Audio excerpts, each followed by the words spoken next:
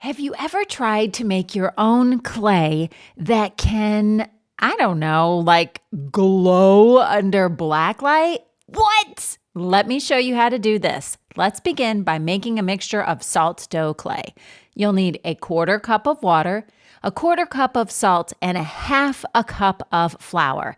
Get all three ingredients, once I can figure out how to get it level, thrown into your bowl and then mix it up until it gets a little bit the clumpy and the lumpy. Those are my baking terms. And once you've got it to that point, you're going to knead the dough. Those are two different words meaning two different things. You're going to take your hands, you're going to dig on in. And if your clay is a little bit dry, that's actually good because we're going to be using praying fluorescent paints to make our clay glow under black light. And because this paint has water into it, it's going to add just the right amount of water that your clay needs to make it nice and soft. Let's begin by adding some of that paint. Normally when I make salt dough clay and I want to change the color, I use food coloring, but this paint is fluorescent and that's what's going to help it glow under black light. Notice I flattened my clay into a slab and squirted a bit of paint in there and then just proceeded to kind of mix it all up. Your hands are going to get all kinds of messy. And here's a little bit of a tip. If you use too much paint, as I am right now showing you, it's going to make your hands really messy. So to get your hands not so sticky, add flour. Yeah, see there? It helps to make a mess. And by the way, speaking of, don't do this on your mother's dining room table. Please have some sort of mat or paper laid down. Then just continue adding the color.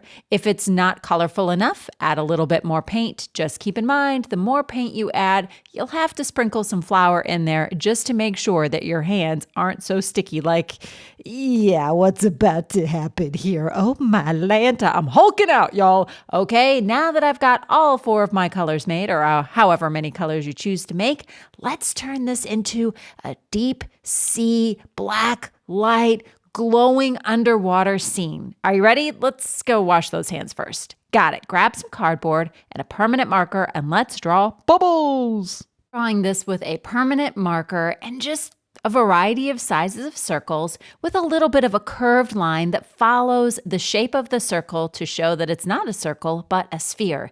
And that little curve is to show the reflection. Once finished with that, why don't we grab some crayons and color the background a little bit. I'm going to be doing a rubbing, meaning I'm going to lay my crayon, earthquake, down on its side and do a little bit of rubbing on the cardboard. The cool part is you'll be able to see the texture of the corrugated cardboard. If you don't like that texture, you can always color the board like a crayon, or holding your crayon like a crayon instead of a rubbing. You guys know what I meant. Now let's get to creating. I'm going to make an octopus first. I'm going to start with a simple shape like a circle for the body, and then I'm going to roll some coils for the tentacles. They have 8 of those beautiful long arms, the better to hug you with. Hey, here's something. Anytime you're trying to make something out of clay, just stop and think. Is what I'm about to make out of clay created with a sphere, a slab, or a coil? You don't have to make just the things I'm showing you today. You can create anything. Just stop and think. Is it a sphere, which is a ball of clay, a slab, which is a squished piece of clay like a pancake, don't eat it, or a coil, which is a long, rolled up, wormy kind of thing? That's what I'm using to make the tentacles for my octopus. So when you're finished with that, think about what kind of face you can give your octopus. One of my favorite things to do is to make things in a cartoon fashion. So if I'm trying to look for ideas, I'll often just look up cartoon, whatever I'm trying to make. In this case, cartoon octopus.